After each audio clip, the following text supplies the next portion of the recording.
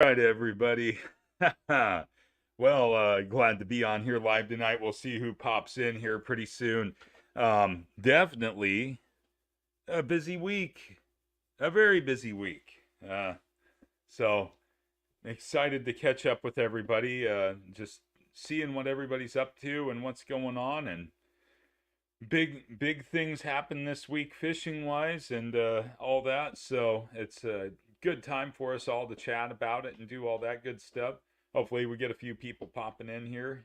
Hey, looks like Earl and Jake came in at the same time. Brandon, how you doing? We all right. So we went from like 1 to 3. Either that or I have an incredibly horrific delay in my stuff. So oh boy, yeah, what a week of stuff going on. It's been trying for anglers, so to speak. I'm reading and hearing a lot of frustration from a lot of people. Um, First things first, let's talk about the Tuesday smelt dip. Now, I wasn't originally going to take that day off, but without elaborating too much detail, family stuff has come up, and with my personal friends, they know what's going on. Not that you guys aren't personal friends, but they're a little bit more aware of what's going on.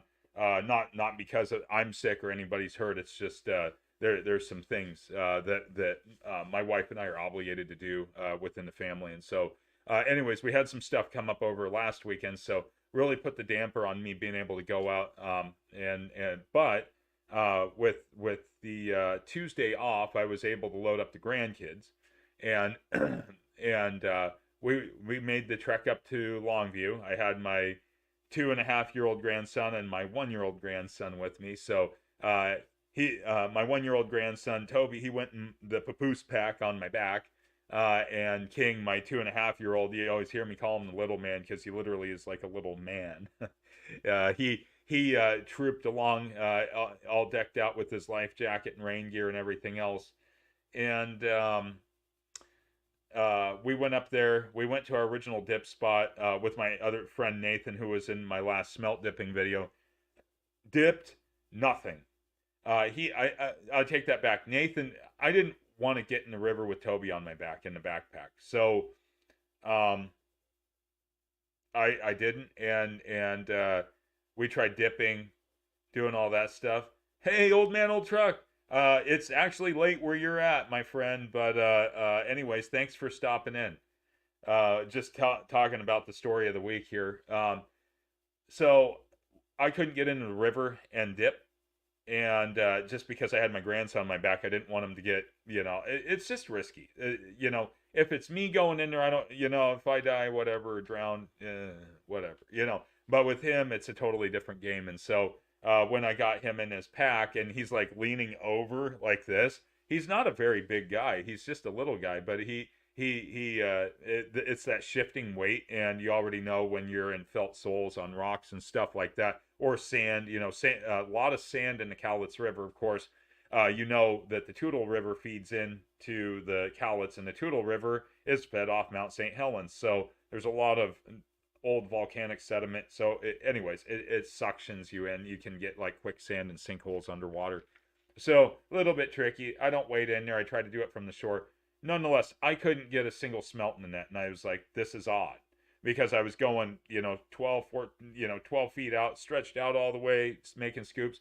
My friend Nathan got a few in the scoops.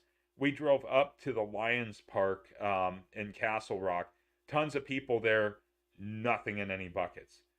But there were tons of sea lions in the river, which that does it. I mean, sea lions can they can decimate big fish, they can decimate bait fish, and that's just the end of it. So, yeah. So the smelt dip left a lot of people really upset and angry. Like I kind of started out the live stream with, ODFW, um, all that, or WDFW. They didn't make the best call.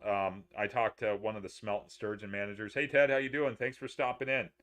Thanks for the thumbs up too. I talked to one of their smelt and sturgeon wildlife technicians. I said, "Well, how were your test dips?" She's like, I was like, "Really?" And we're gonna call this? They're like, "Yeah."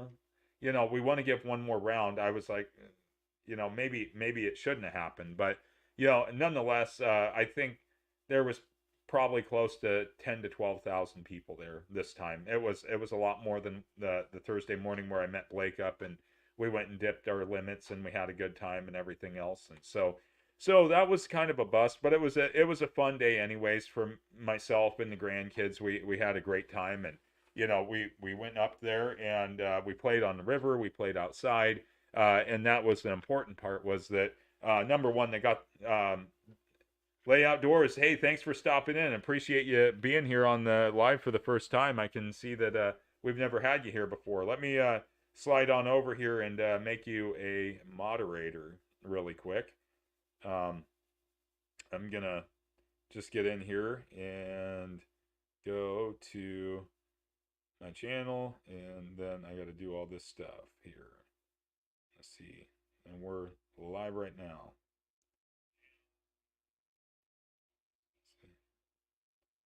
Now you can share links. Lay Outdoors, you're set up, ready to go. What's up, Kyle? How's it going? Thanks for stopping in on the herring video. I'm moving on to that. So, reliably late. That's because you're at work, Kyle. So, definitely good to go there. So, ain't no rest for the wicked, right? You did a live stream yesterday, Kyle. So Kyle did a live stream on his channel, Oregon Fishing Adventures. I was on the road. It popped up, and I was down by your house, actually, in your neighborhood, and I was like, I was like, man, should I message Kyle? And then all of a sudden, a live stream pops up. I'm like, well, he's busy. I was driving through Philomath when it popped up, and of course, you have that dead spot between Philomath and Newport, or down there to where you cut off to Siletz there at the Dairy Queen. I think that's where I have Verizon, so it picks up service right about there. But anyways, yeah, Kyle did a really cool live doing kind of a how-to on how he bobber dogs and sets up his stuff for steelhead. So go over and check that out. It's a little 20-minute live. It's not an hour long like mine, but it's still cool. He did some really good stuff. So anyways, so the smelt was a bust. We went and played around Wednesday, did all that stuff. And then yesterday, I was able to head down to Newport, and my friend Logan, Chicken Little's guide service, he had just got off the river. He was up on the Siletz guiding, and he had a boom day on steelhead, by the way. I mean, he was just lighting them off, but that's a guide for you. He messaged, and I was like, hey, nice fish. He always sends me pictures of the fish, which I love. I don't get jealous of other people catching fish. It's just cool to see people catching fish, And I just get tired of some of the riffraff on the river. So if you hear me griping, it's not because I'm jealous people are catching fish. I get tired of some of the riffraff and the combat fishing, and so on and so forth. But anyways, he says, you got room on your boat? I said, well, we're actually going to go fish off the bank. He's like, well, why don't we put my drift boat in? I was like, seriously? And he calls me. He's like, hey, why don't you guys hop in my drift boat? I was like, you want us to meet you at the marina? He's like, well, I'm camping down at the RV park. So I was like, okay, cool. Well, I'll meet you at the marina. He's like, well, just park over at my RV. You don't have to pay for the marina parking. I'm like, sweet. And his parking's all covered because he's a guide, and that's his like home port for bottom fish and salmon and all that. Just like pretty much everybody else on here, outside of Old Man Old Truck. But and Matt, if he pops on here chasing dreams, I think he's further south. But nonetheless, a lot of us go out of there. So we hopped in this truck. My grandson King and I, we hopped in this truck. We went over there. We put the drift boat in, literally right off the ramp, right out into the next to the jetty that protects the marina from the incoming outgoing. Incoming tide was coming in, and it was ripping, and there were so many herring and no seals or sea lions. We saw one seal. That was it, just one harbor seal. But there were so many herring. It became almost a circus. We were playing with all kinds of stuff. I was throwing. I mean, if you watch the video, we were throwing out. We put a bobber dog in bobber. Well, he took one of his steelhead rods because he didn't have like a smaller rod with him. Matt was down in Newport. Nice. And you were down there too. It sounds like, Earl. But anyways, so we went out and we just laid into the herring. We got like 75 pounds of herring in an hour. And we were doing silly stuff. Like we put the bobber dog and bobber on and just let it. It's funny. It's just nip, nip, nip, nip, nip, and you'd see him. And then all of a sudden it'd go down and he'd do this big jacking power set like you do when, your float drains like on a salmon. It was just fun. I was bombing out, I put a 1 ounce cannonball on the bottom of the sabiki rig and I was throwing it out, and I was pretty impressed with this little Revros. Mike, if you're on here, thanks for giving me that rod. I took the Revos. It's a Daiwa Revos. It's a one-piece bass spin rod I use for jerk baits a lot. But anyways, the thing's got a lot of spine to it. I'm going to use it for shad this year just for fun. But I swapped out to my Sedona 2500 because it's got a sealed bearing and all that stuff. It's actually a good little saltwater reel for like surf casting, everything else. Nonetheless, I put that on and I was bombing it out there. I was jerk baiting, just with the sabiki rig, just giving it some action. I was getting hit all over, like throwing up in between the dock rows, over by the commercial boats that are down there in that little marina on the outside, kind of going back up towards the south side of the marina there. And I mean, we just drifted because the tide was coming in, and we just drifted and we even trolled them back. We just dropped our sabiki rigs in and trolled them back, and we had an absolute blast. Got back home last night. It was super late. We got them packed up and frozen. Well, the kids went to bed, but all that. But it was a good time. So it sounds like Kyle, you're talking about going there tomorrow. And definitely if you need herring and you want to get herring, go now. They're here. I've seen a lot of people griping on the forums about, oh, there's no herring, it's a waste of time, all this. Well, what Logan told me, and I trust Logan's opinion on all this stuff because he spends a lot of time out there, is he said that the herring are coming later and later every year. Um, and when they start breaking up, or when they come in, they're there, and they're going to be in the marinas. They're going to be, we thought we were going to motor across the bay, honestly, just go over to like Embarcadero or over by the commercial docks, or because that was the whole thing. Thanks, Brandon. I appreciate that. Um, yeah, it's a secret. Yeah, because there's only like 100 million of them in the bay right now. I mean, they were jumping. Um, yeah, 75 pounds in 2.5 hours. That's perfect to go down there and do all that stuff. But there was a guy, because it was a big tide swing. The low tide was negative tide. It was down almost a foot, which exposed all the. Oh, you were in Matt's boat today. Cool.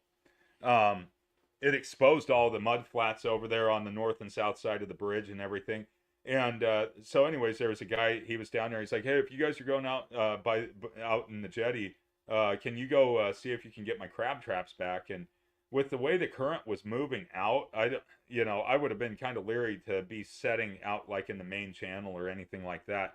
But I'm sure that his traps got carried back in because that tide was ripping in.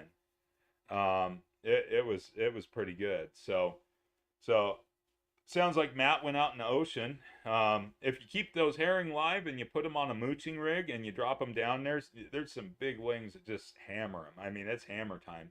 You got to have a live well on your boat. We did that last year with my friend Jim. We kept them live and we hooked them up and we dropped them down there, and just everything rails a herring. Everything loves herring because they're the quintessential bait fish, just like smelt.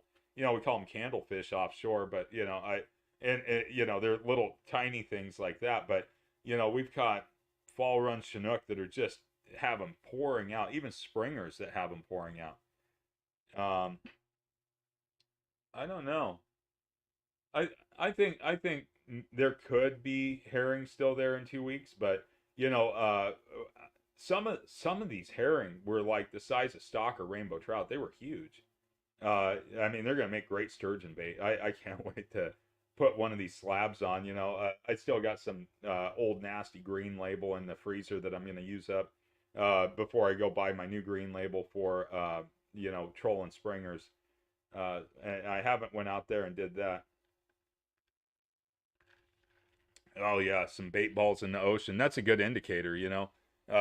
if you're seeing bait balls on the graph, that's pretty good. Some of the there's another guy down there that Logan stopped and talked to, and he said something to the effect that the rockfish and the lingcod were off the charts. Well, oh, that reminds me. So uh, there was OSP was at the ramp, and this was at 5 o'clock last night. About 4:30. Two people on a boat, 20 rockfish, and they weren't long leadering. So they were down there trying to revive the rockfish there at the marina. So um, that was a little bit of a shock. So know your regulations before you go out if you're new. Definitely, that's the thing.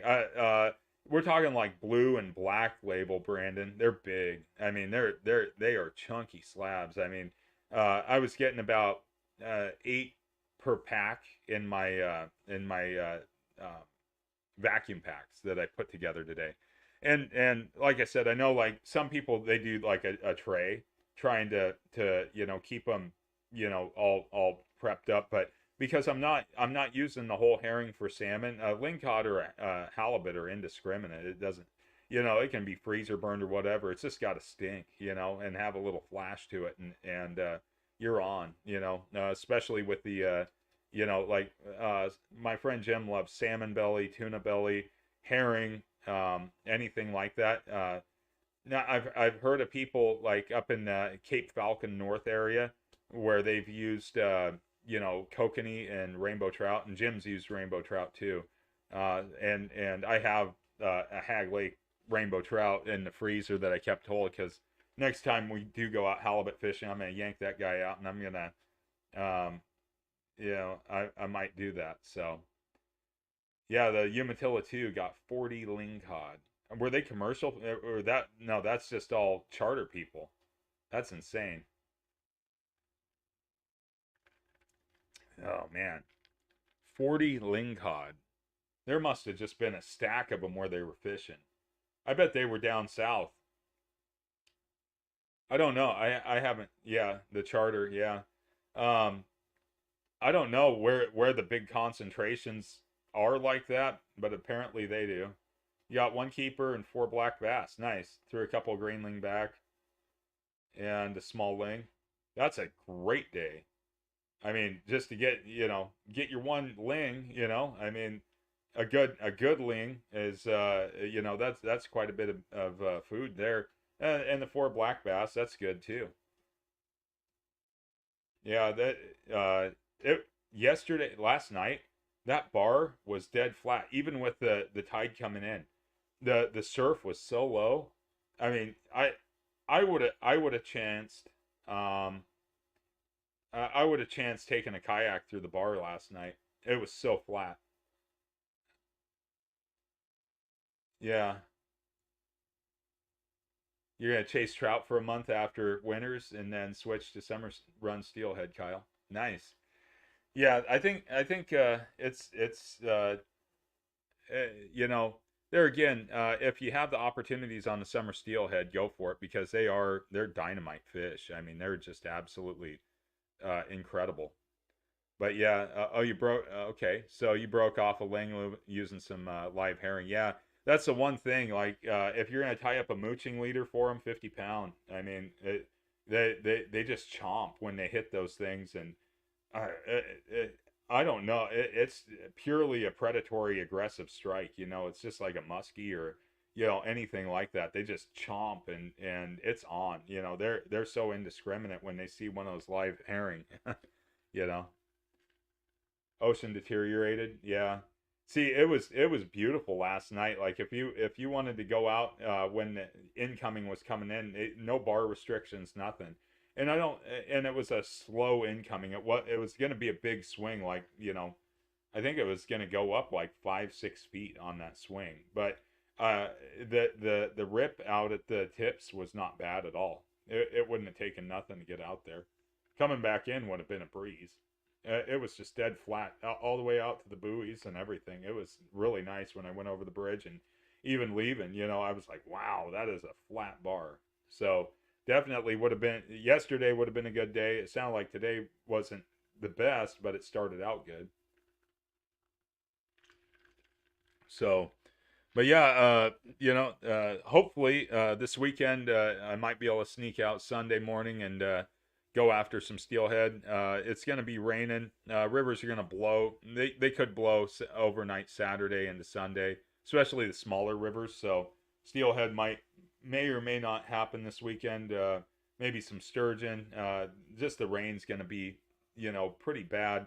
But towards the end of next week, weather reports saying that we have the potential to hit the 70s. So that's always a good thing. That's for sure. So if it warms up fast though, then we get a lot of snow melt coming out of the mountains and everything else. So that could change a lot of different things like that. So, but yeah, definitely the herring and all that good stuff. That was a really good thing to be able to get on. So all the baits stocked up. It would be nice to definitely get some more bait, but right now, sitting on about 50 pounds in the freezer, so that's gonna serve well.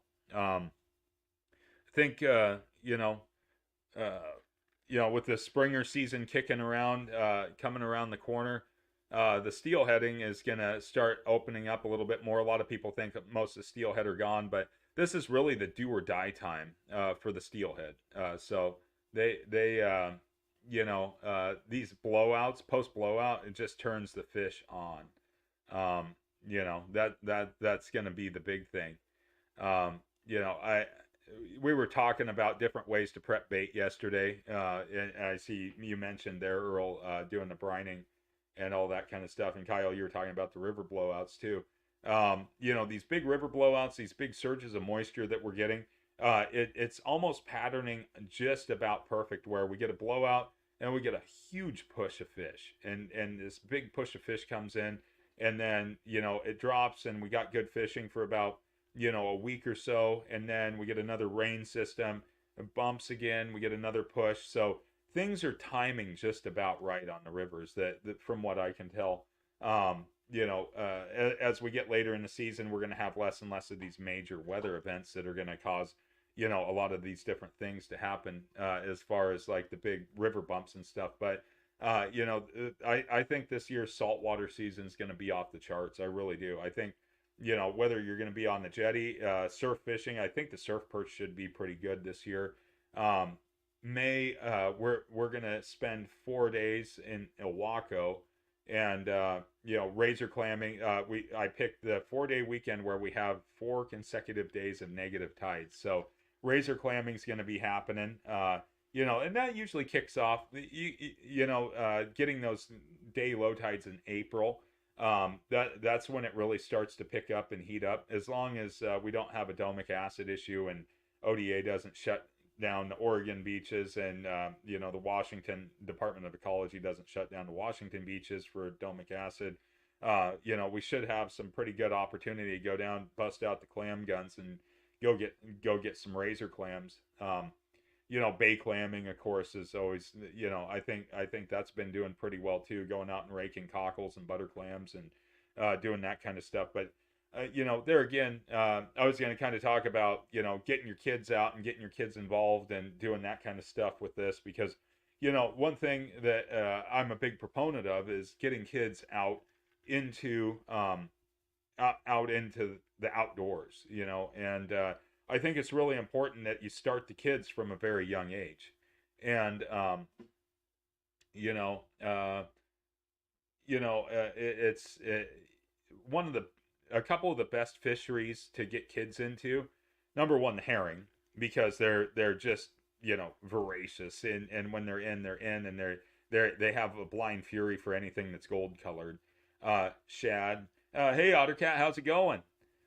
Um, that's one of the things that you can get the kids out on, just fishing, and it's real easy, it's straightforward, it's fast, it's a lot of action, really gets the kids sucked into fishing. I mean, yeah, the little man's only 2.5, but I've taken him out bass fishing when we can go out and do all that stuff. Yeah, Kyle, you got your son started at 3. That's good.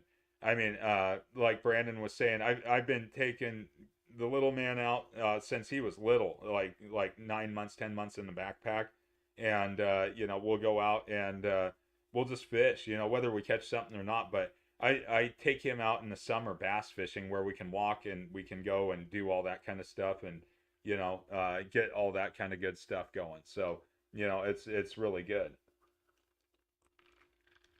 So, but clamming's a great activity for kids to get into because as long as the surf is low and all that stuff, and like I'm gonna get back to your question about where to clam and how to get on them. Um, clamming is one of the best activities for especially young kids because number one, what young kid doesn't want to play in the sand? I mean, it just goes to say any kid that grows up on any coastal, in any coastal state here in the United States, loves to dig in the sand, and a lot of our rivers, like in the Willamette Valley, have sand and everything else. So, there's always sand, there's rocks, there's sticks, there's all kinds of stuff. Take the kids out and let them just go. I mean, keep an eye on them, but let them go. Especially, so that they can explore, they can, manipulate all the cool little wild things that are out there and all that stuff. Yeah, let's see, Kyle. He caught his first steelhead.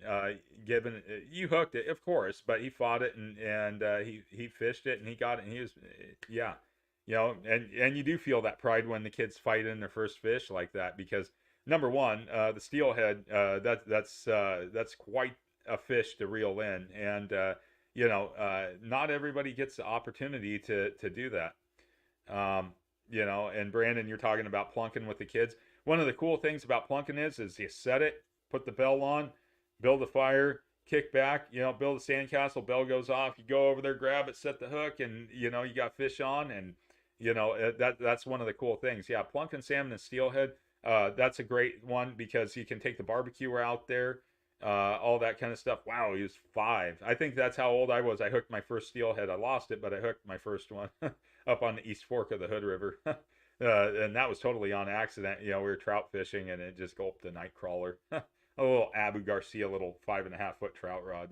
That was interesting. I've never been able to land it. So, but yeah, there's so many different activities that you can get the kids into outdoors. And I'm going to go back to lay outdoors question about where to clam.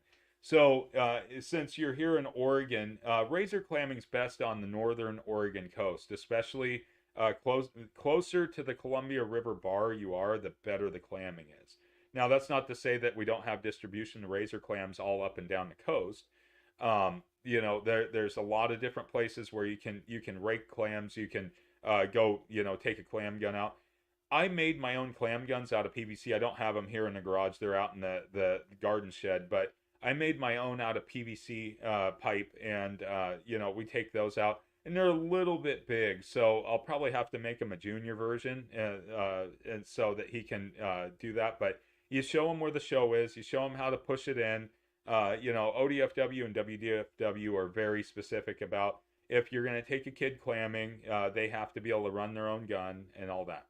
But with that being said, Fort Stevens State Park has excellent clamming when there's a good low tide. Big, huge sandbars, and that's because they built the jetties on the north and south side of the Columbia River, and all the sand washed up, which made just tons of habitat between Long Beach and going south. Ocean Park, Long Beach, that entire peninsula. That's a great place to go clam if you have a Washington license.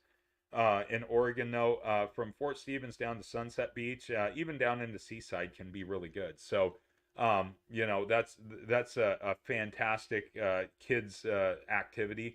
And then after you're done, you can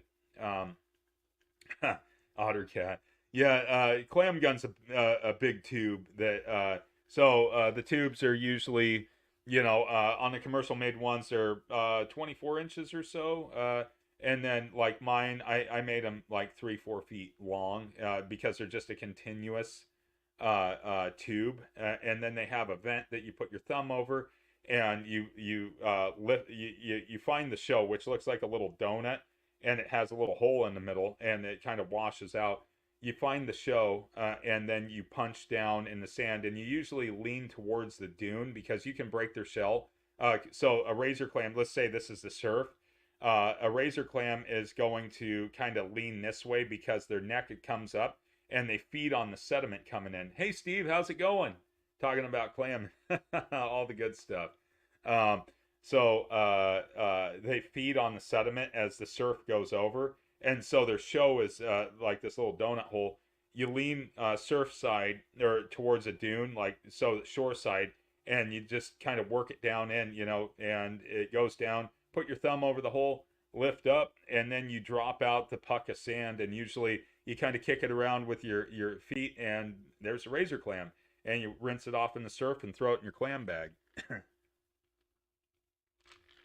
So it's always it works out really well. So it's like I said, it's a great activity for the kids. I'm just going to go back here through some of the chat. Kyle, you started your son on stock trout and bluegill. I think everybody in the Pacific Northwest starts their kids on stock trout, and stock trout work out great. It's a bait fishery. Power bait, worms, eggs. Start them out with something real basic. Set it, forget it. Go play with the kids. Set up the barbecue. Do all that kind of stuff, and just wait for the good stuff to come along. That's one of the fun parts of that. And Brandon, you said all your kids by the time they were 10 had caught their own salmon, steelhead, sturgeon, walleye. Yeah, all the freshwater fish, and that's another reason I love the sturgeon fishery.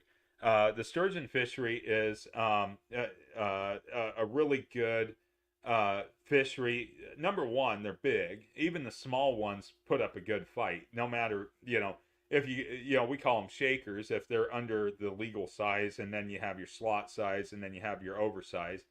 That's kind of one of those things. Joe, thanks for joining. Very cool. So, Steve, I can definitely take you out clamming. That's going to be happening in April and May, usually. I mean, kind of in the peak of springer season. But still, it's worthwhile when you get frustrated with springers, when you're sitting there beating them over the head with a triangle and a herring over and over and over out there trolling, or you're just sitting there and you're like, what's going on with these fish? You're having big barrow drops and they're off the bite, and then you get a big spike and then they go back on, and so you finally say, okay, enough's enough. I've burned up a couple tanks of fuel out there trolling and doing all that stuff and everything, and it's just like it's time to go down to the salt water and go play, at least where we can go get something. So yeah, Fort Stevens, Northern Oregon coast. I love Fort Stevens. You got massive amounts of beach. There's tons of room to clam. It's not a combat clam fish, fishery. There's not people down there, with their old True Temper shovels swinging at each other and nothing like that. So that's kind of one of those things. But the stock trout, they're a great one. I think Kyle was mentioning inflating a night crawler and floating it off the bottom, or just Marshmallow's mealworm. Stock trout, they're kind of indiscriminate. I've heard of guys actually tying hatchery pellet flies for them, and they throw them out there because they're programmed like, oh, something hit the surface, whoa, and so they can be a lot of fun. That's one of those things that kind of comes along. Brandon, it looks like you guys got on your buddy's boat down there in below Bonneville. Yeah, that's a good way to get spoiled. That spillway holds monsters. I mean, they're 10 to 12-foot fish in that spillway that just rail and rail and rail. I mean, there's shakers in there too, but those big fish, they're just waiting for those stunned smolt that get on the bottom, and they just feed on them. When anything that comes through the turbine in the spillway, it gets stunned, and it just makes for excellent stack of bait.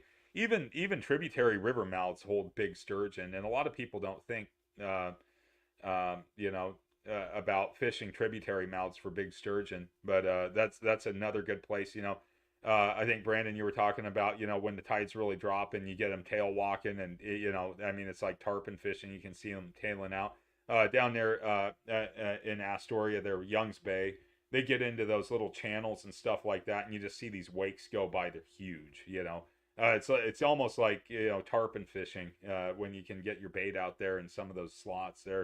They're a lot of fun, um, but yeah, that's one of those things. But yeah, a lot of great fisheries out there.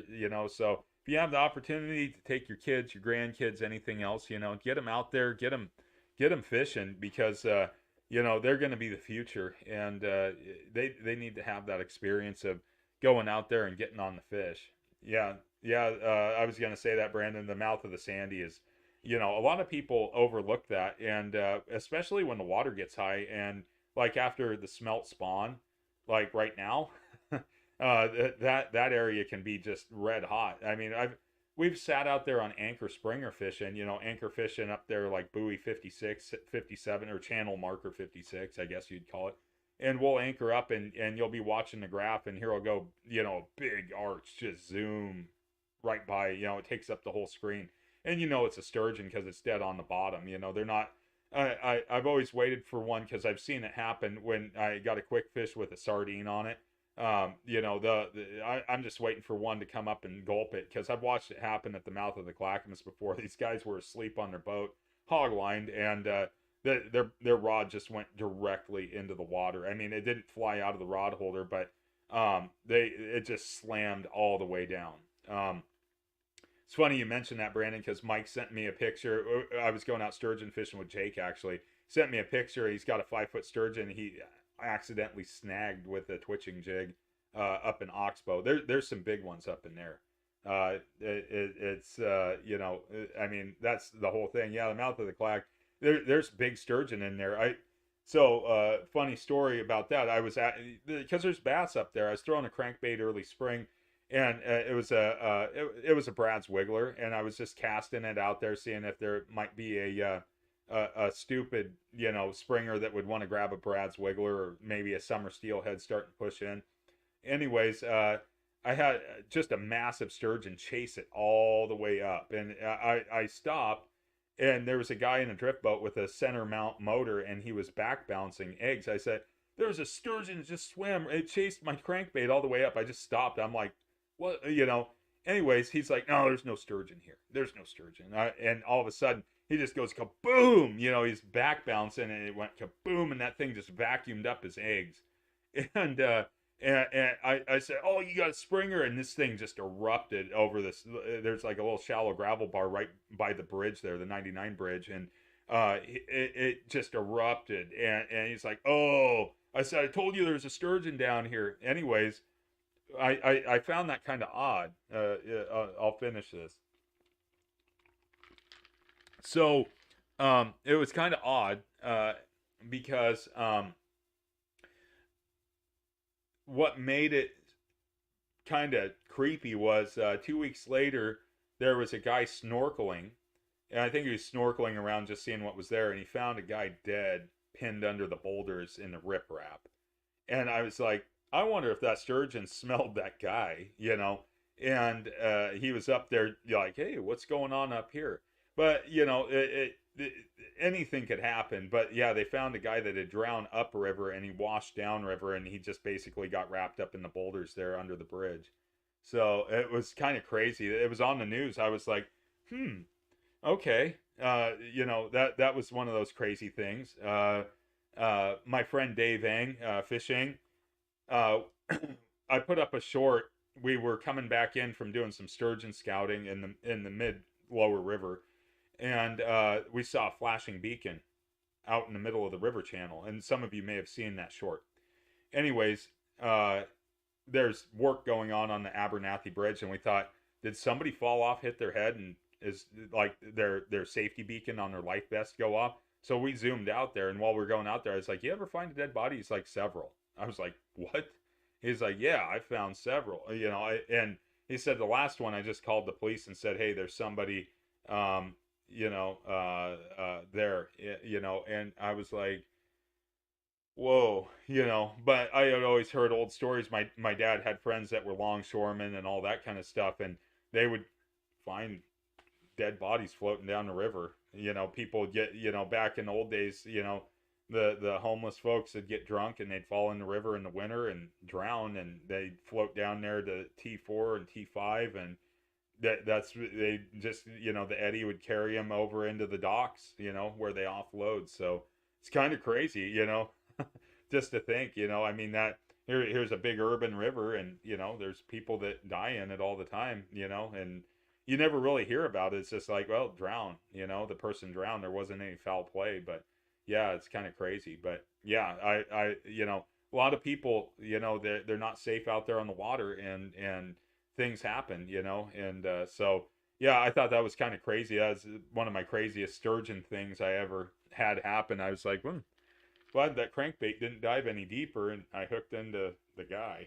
That would have been a story to have to decipher with the police. So, um, Brandon, you asked me if I caught any green sturgeon down in the bays. I have not. I've never caught a green sturgeon. My dentist actually did. He was talking to me because he says, "Oh, what are you doing after this appointment?" And I said, "Oh, I'm going to go out fishing." And he said, "Yeah, I went out fishing with my friends from college one time. They took me down to Astoria, and they said I got a really rare sturgeon. It was a green sturgeon." I was like, "Oh, yeah." I mean, you're not supposed to target those or anything like that, but it kind of happens. That's one of those things. So I've never caught a green sturgeon before, but my father-in-law back, oh gosh, this is 20 years ago. You could still retain them. And he got one and brought it back home. Yeah, they stink. He brought it back home and cut it up and ate that thing. We deep fried it. Man, that was good.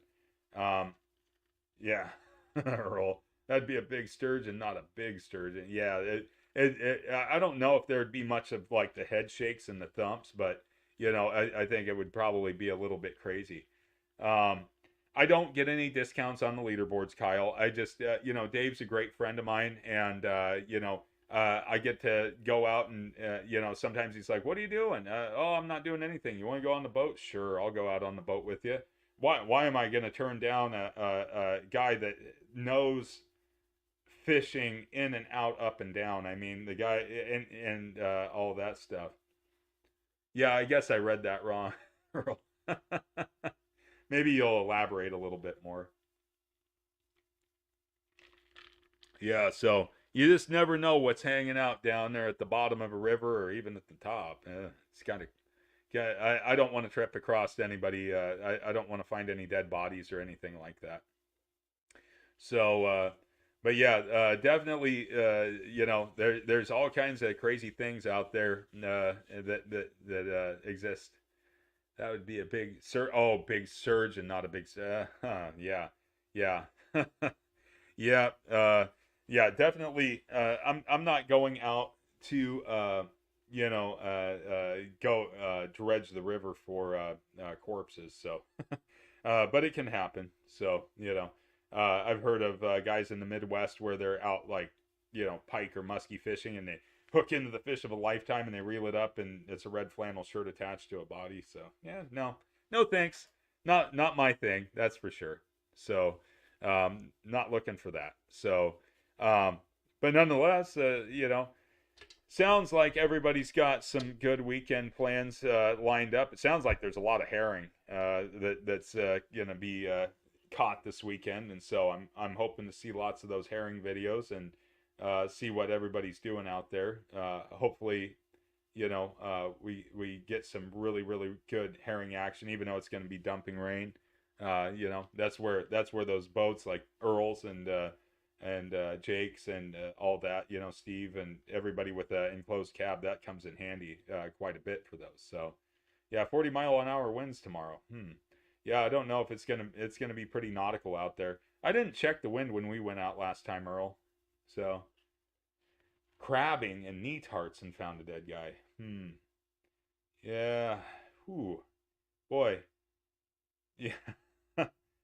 Yeah. So my friend Jim actually wrote a story for the Tillamook Light Herald and it was some of his family members, I think. And so they had there was something to do with anchoring and knee tarts, and or as a crab trap, and it got hung up on some kind of fouling. And I don't know knee tarts to have a lot of fouling, but it must have been just the right place at the wrong time. They tied off the crab trap or something to the stern of the boat, and the tide came in so fast that it sucked down the stern of the boat.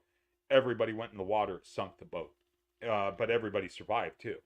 So I that always played a big factor in me anchoring, even in a river like a tidal river or a river where you could have power generation like the Columbia. Um, if they decide to turn a dam on, or they decide to start generating power, that's where the anchoring safety really comes into play. The 300 foot of anchor line rule and all that stuff. You got to be ready for that river to, your boat's sitting here and it's got to be able to do this as the river comes up. Otherwise, it will, if you're anchored and you're anchored real good, it'll suck your boat right down. I mean, that's one of the scary parts. Like the Willamette Falls spillway can be like that. If they decide to generate, or you're starting to get rising water, that spillway rips. There's a lot of water velocity coming through there, and it's just because the river narrows down so narrow. It's a very dangerous place to anchor if you don't know what you're doing. But having the anchor float system, everything else makes a big difference. That's why they have that Columbia River anchoring system. You have your anchor float, everything, and that's that system can save your life. In all honesty, you get the power generation kicking on, like what Brandon's saying below Bonneville. There's just a lot of current. They built that dam in that location for a reason. It's because the river narrowed down. It had a big series of rapids historically, and so it has just a ton of water velocity in that area. You'll see guys out there anchored up, and they, even in 50 feet of water, they're running out 150 feet of anchor line. They have to really anchor up wisely. And then not only that, but especially the Willamette, you get a lot of debris coming down, and Jake can attest to that. If Jake's still in here or if he's busy. But when we were out there sturgeon fishing, there's quite a bit of debris coming down river, and so when you have that, if you can come off anchor real fast, that's real helpful. The only hope is that, like we had root wads, lumber, big trees, all that kind of stuff. Um, yeah, the debris, when it goes shoreside, it just grinds. I mean, and especially when it's it's just really cranking, or going real hard. It can be very dangerous out there. So river anchoring it's no joke. Anchoring like in a bay, that can get real treacherous too. Unless you have a like a kedge anchor or a Danforth, especially if it's a sandy bottom, something that can grab in good. But you have to pay out a lot of line on that anchor to be safe with that. So same thing, Brandon, you're talking about the shad rack. The shad rack's got wicked current. That's what makes it such an awesome shad fishery. I mean, it's got wicked current. Your lures get really good action there, and you just stack shad like crazy. But it's just like the Willamette. Oregon City area is the hot spot for all the shad.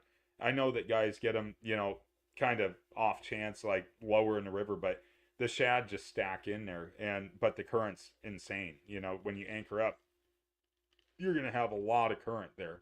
Um, but that's what you need for shad. That's what those big massive herring like. They like that wicked current.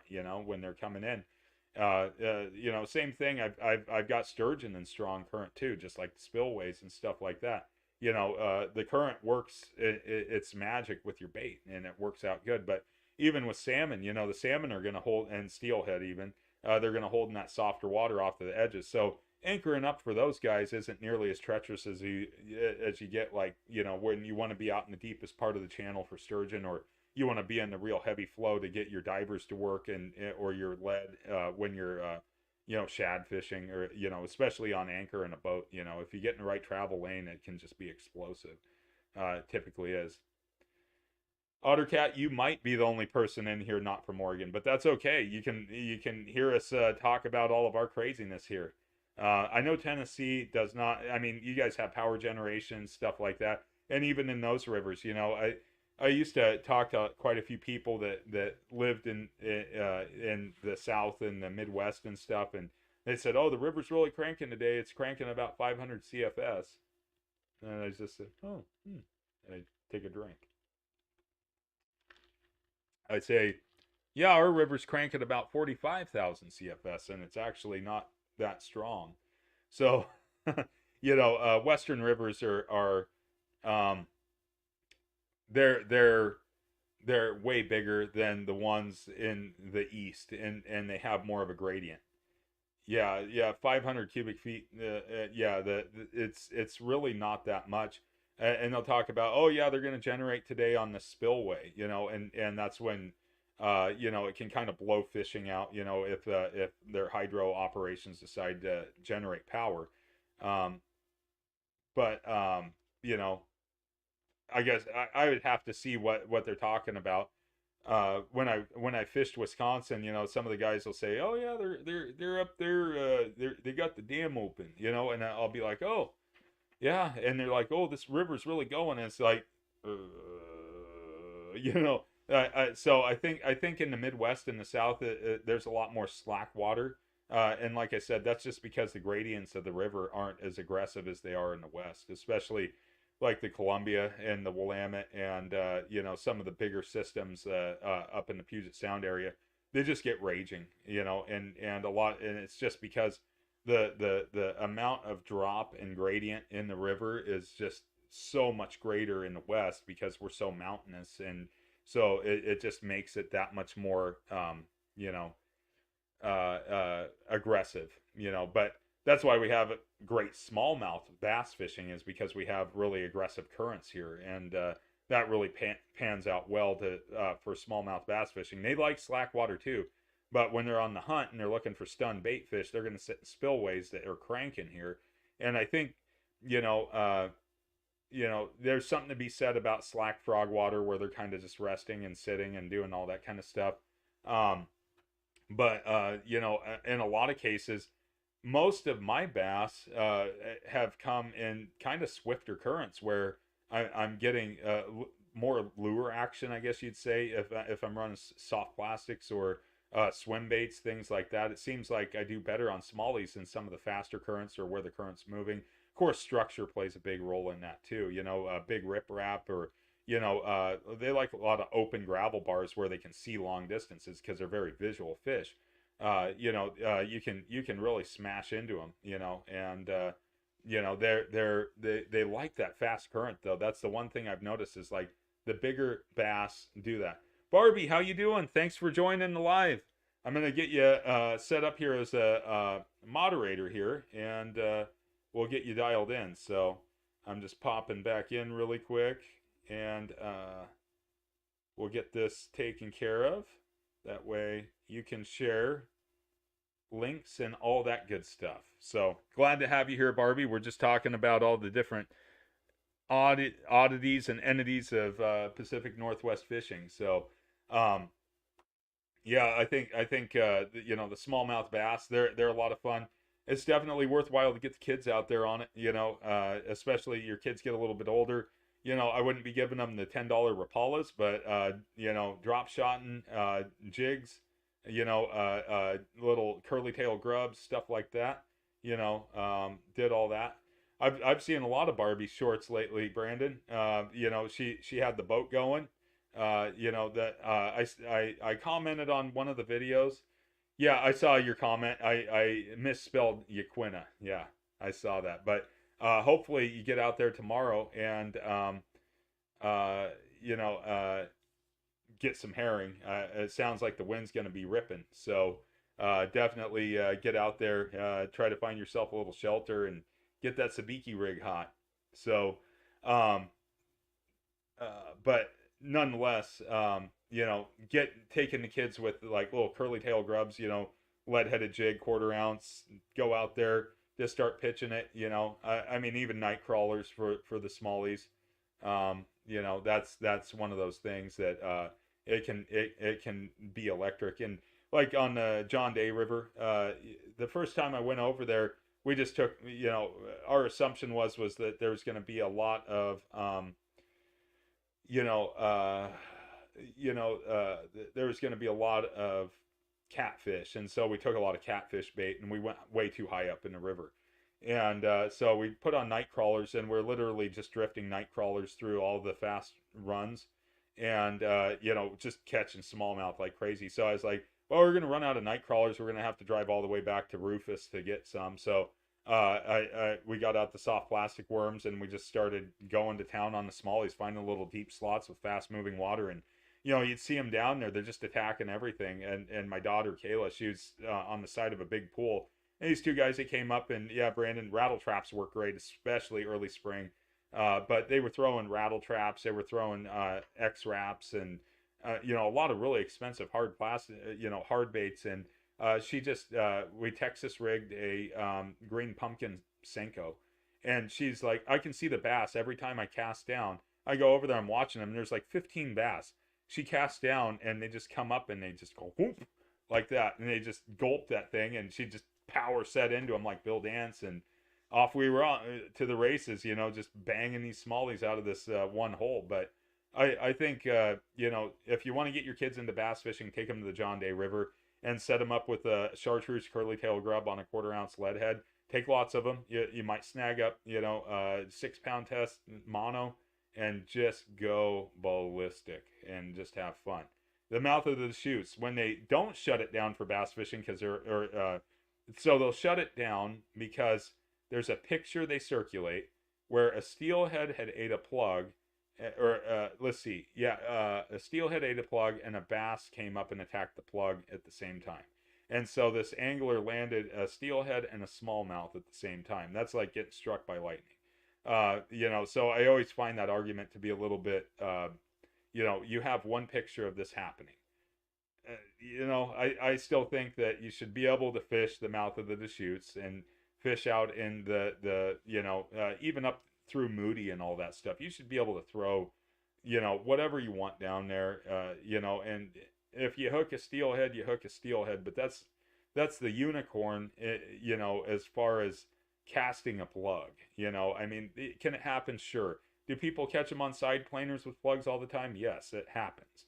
But I think that the argument that ODFW makes to shut it down is absolutely ridiculous, because you have one picture of a dime bright summer steelhead that's heading off to Idaho, and it came into the thermal sanctuary there, and it pushed up into the mouth of the river, and you catch that, and then you get what you were actually going after, a smallmouth. It's just like getting struck by lightning. So unless anybody else here in the chat has caught a steelhead and a smallmouth, which I don't think anybody has on the same lure at the same time, there again, I'm going to say that's like getting struck by lightning. So, it happens, but yeah, it's kind of crazy how that all goes. So, I fished up there at the mouth many times, especially when the coho come in. You can retain high fin coho up there.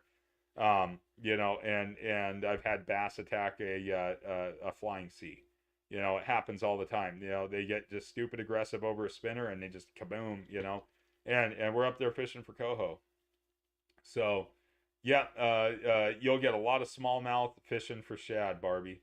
Especially if you're running that little Hawkins shad dart with a curly tail grub. It just happens. And actually, last year, Earl, when we were anchored up, I got a smallmouth when we were anchored up fishing for shad, and that was just on a bare gold dart.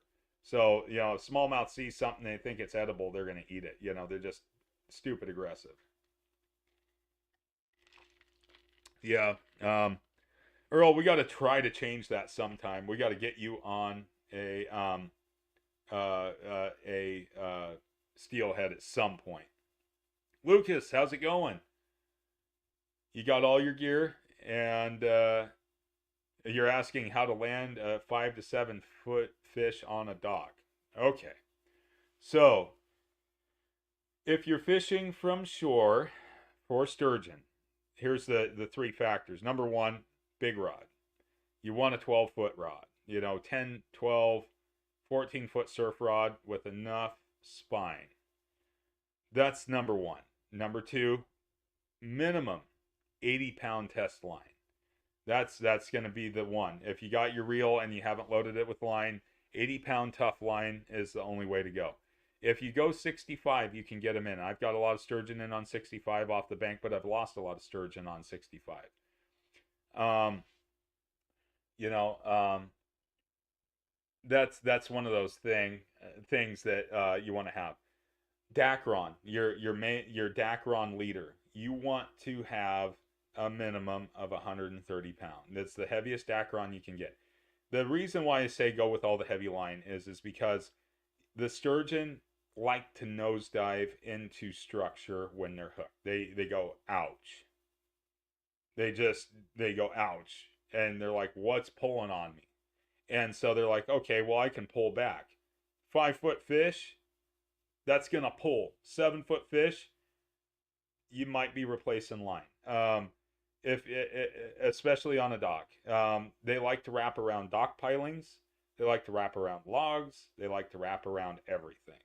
And so the best you can do is keep that fish out in the channel as long as you can, as long as you have enough line on your reel. You know, if you're running a bait casting reel or a conventional, a 3,000, one of the big ones, like I run cold water 303s, and I have 300 yards of line on those, and that's for my boat. But I have ran nothing but Penn spin reels for all of my shore fishing. Yeah, Brandon, 80-pound Power Pro is good too. Anything in the 80-pound class, good is good. Um, the with the spin reels, I run 6,500 or larger. I like 6,500 because they're manageable. I have a Spin Fisher 4 on my sturgeon rod now, but I was running a Pursuit 3 for a long time. Not that the Pursuit 3 was underrated. I just wanted to go to a bigger, more robust gear ratio. And that Spin Fisher is definitely a lot more robust. It's got 33 pounds of drag, the whole 9 yards. That's a ton of drag. 22 pounds of drag is a ton of drag. 11 pounds of drag is not enough for a sturgeon. So you get that sturgeon, you wear it out. That's what you want to do. You want to wear that thing out, and then you want to see bubbles, and you want to get that thing up, and you want to get it on its back and put it to sleep. So, the Daiwa 50 HD, that's a great sturgeon reel, great bottom fishing reel too. You can go with the bait casters, you can go with the the spin reels, as long as they have enough drag and they got enough line, you're going to get that sturgeon to shore, and you have to be smart about fighting it. You have to understand that you're if like Lucas, you're up in BC, if you're fishing the Fraser River, chances of you hooking into a monster fish up there are very high, and it's without a doubt the Fraser is the Canadian equivalent of the Columbia. There's big ones.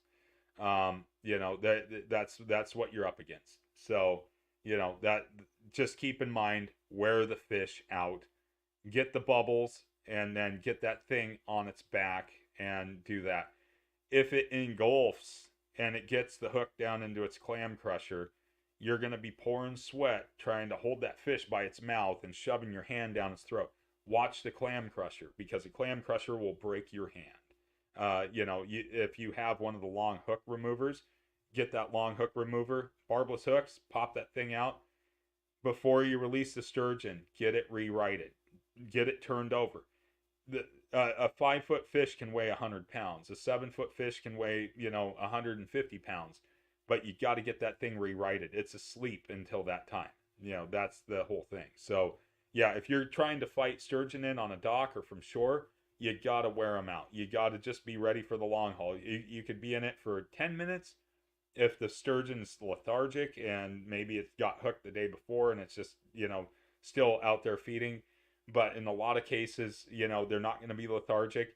You're going to get them, and then they're going to make runs. If they jump, just hang on, because once they fly out of the water, they go like a submarine. They just depth dive, and they're going to run hard. So, that's the whole thing.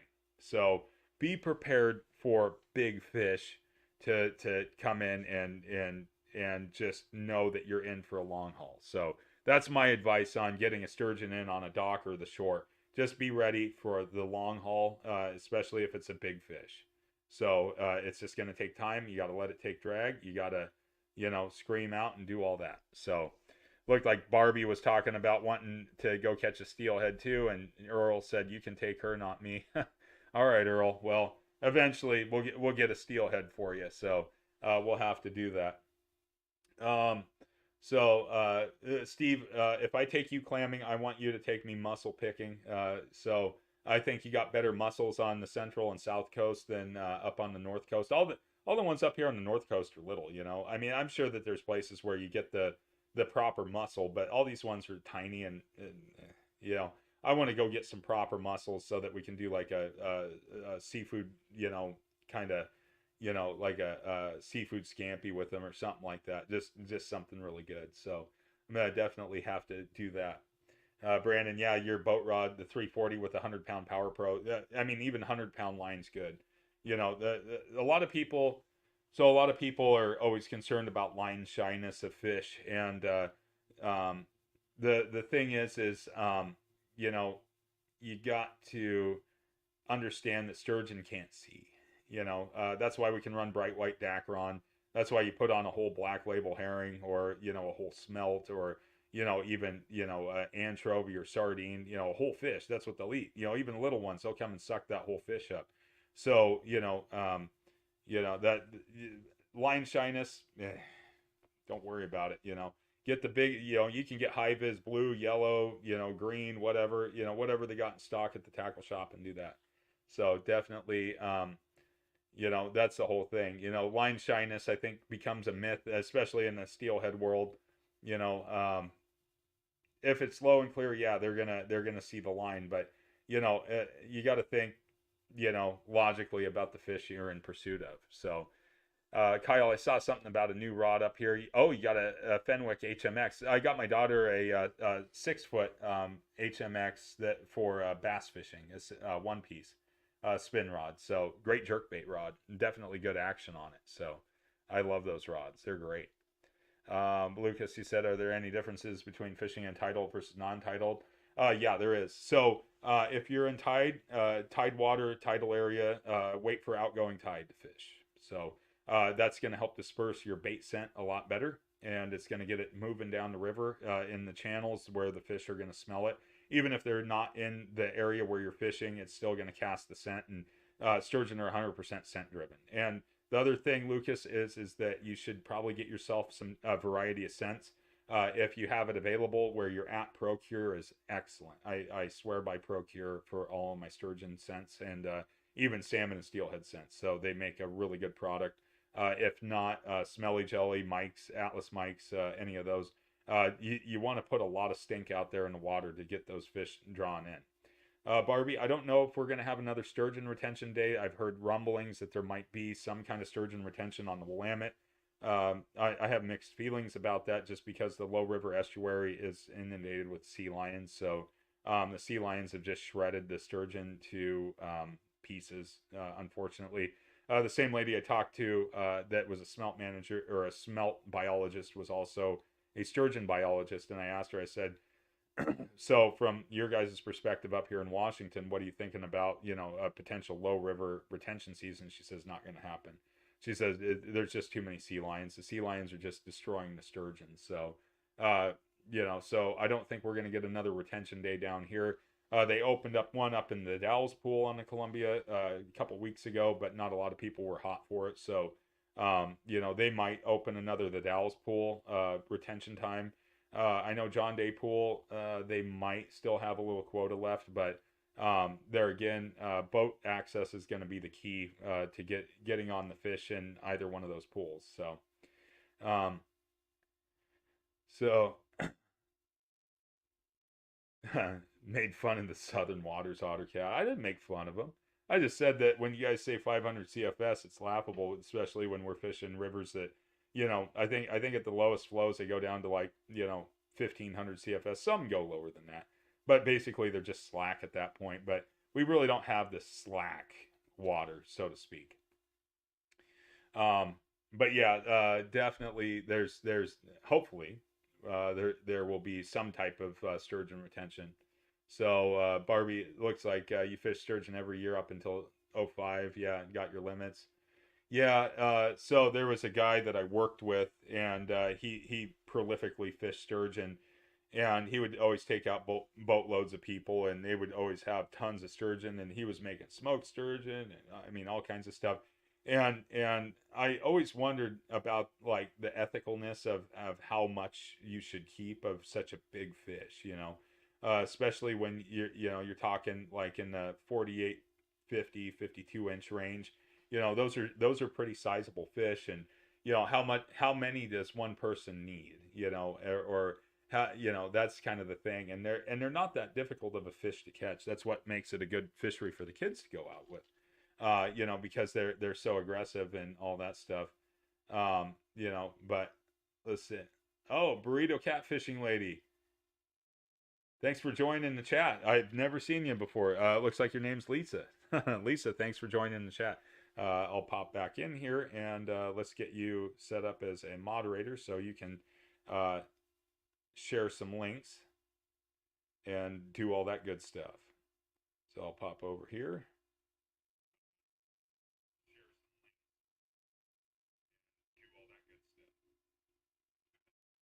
All right.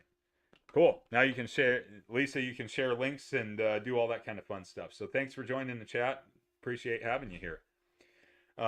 So yeah, but yeah, the keepers above the dam, that's definitely, you know, those fish up there, they seem to have a little bit better of a sustainable population because I know that sea lions get up like Drano area and all that kind of stuff, but there's not a whole bunch up there, so you don't have all this crazy predation going on. So once we get rid of that predation, the fish numbers flourish. So I don't know. We keep paying for this Columbia Basin endorsement.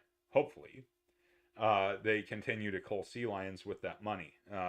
I've heard rumblings that they're going to just keep the endorsement, stop culling sea lions, but hopefully that'll help curb it a little bit. But like all the old timers have said, they used to carry rifles in their boats, and they saw a sea lion in a bay or a river, it was done, and there was always lots of fish. But I think we got a lot of other factors at play. I think last time Northwest Open season was on, he mentioned something about like the trawlers out of Asia and stuff like that taking a lot of fish because they make the big loop around the Pacific, and that's probably one of our biggest things. I mean, that's that's the whole thing. So Barbie, yeah, a lot of people would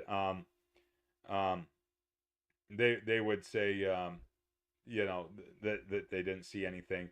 There was that big story last year where the guy, he was out in a nice Hughes craft, looked like Steve's boat actually, and he's just blazing, and there's a whole bunch of sea lions sitting over there by Hayden Island, and he just went right through the middle of them, and of course he didn't hit any of them, but he it's still the idea of it, and it's like, yeah, they're sea lions. So yeah, I think a lot of people would congratulate somebody that took out a sea lion. So but yeah, unfortunately it's not legal for us to do. I don't know how the intertribal treaty folks work. That's the whole thing. So kind of that whole thing that happens out there. But yeah, sea lions are our biggest enemy of our fish populations in the river systems. They hit the bottleneck and they just tear the fish up. So definitely not a good thing. So, but yeah, good stuff to talk about, that's for sure. Just you graduated high school when Wham was popular. Okay. Wow. Just going back to the chat, seeing if I missed anything. Yeah, I kind of like catching seagulls, Earl. We got a little experience with that. Yeah. Uh, so anybody here in the chat ever hooked a seagull? I'm just curious. I'm curious. I've hooked them. I've take one of those herring and cast it out, and you have a whole flock of birds, and all of a sudden, gulp. I mean, they can swallow a whole chicken leg. What's going to stop them from swallowing a whole herring? And you got this bird, and it's up there, just flying around, and zipping line, and it's like a kite, you know. Seagulls. I don't know what's worse, the seagulls or the sea lions or the seals, or if you're out there in the tuna grounds, the shark, even in the salmon area, you get a good one. Yeah, you got an osprey, Kyle. That's insane. But I could see where osprey, they would do that.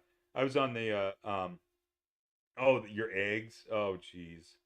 Yeah, they're kind of like, you know, herons and geese. Yeah, they put up a good fight. Yeah, jetty fishing. That's where I've always hooked seagulls, is jetty fishing. You put a herring on, or an anchovy, or something like that, and you cast it out. Here you go. It swallowed your hook and everything, and oh, stupid birds. Yeah, Earl caught two at once by hand. It was pretty entertaining. And the funny part was when you think of a seagull, you think they got that big beak on them and they peck you, but Earl said, well, it doesn't really hurt you. He's sitting there holding two seagulls, and the rest of them just like scatter off. It's kind of funny. It's like you're kind of like, haha, and then they kind of hold their distance from the boat. So it's kind of funny though, because especially out there bait crabbing and all that. Oh, you got a couple in there by the wing. Yeah, yeah. They try to bite you when you take the hook out, but according to Earl, they don't bite that hard. So I'm not. I don't know. I'm not going to go see if I can get bit by a seagull or anything like that. Um, Kyle, to elaborate on your story. So I was over on the Fall River fly fishing. This is in Central Oregon, and there was a guy that from some fly shop, I think, over in Sun River. He's guiding some walk and wade clients, and basically the trout farm. And he's up there. Client catches this stalker rainbow, and uh, and he hooks this thing, and he gets it up, and he's like, oh, there's an osprey sitting up on a little jack pine, and the jack pines aren't that big. Anyways, it's sitting up on this jack pine across the river, and he's over there. He's holding the stalk of rainbow. He flips it around like this, and he throws it way up in the air, and it smacks the water and it stuns it. That osprey came down, clunk, and picked that thing right up. And they got themselves a little video of it. Now, I don't know if that falls into being something that's necessarily kosher to be taking your walk and wade clients to do, but it did look cool. So it was right up there. So yeah, goal abuse is a real problem. Yeah, it is a problem out here in Oregon. Oh, good man. Yeah. Jeez, yeah. Oh man. Yeah. Yeah. They get on my nerves just watching. Yeah. Yeah. Yeah. That's a problem, Barbie. You start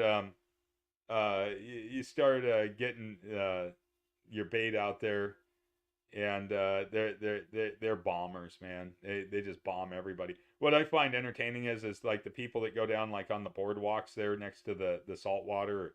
They go get themselves their little ice cream cone, and they're walking along, and it just it makes me think of like Coney Island circa 1900. They're down there on the boardwalk and walking along, and they got their ice cream, and the seagull comes and flies down and just bombs them.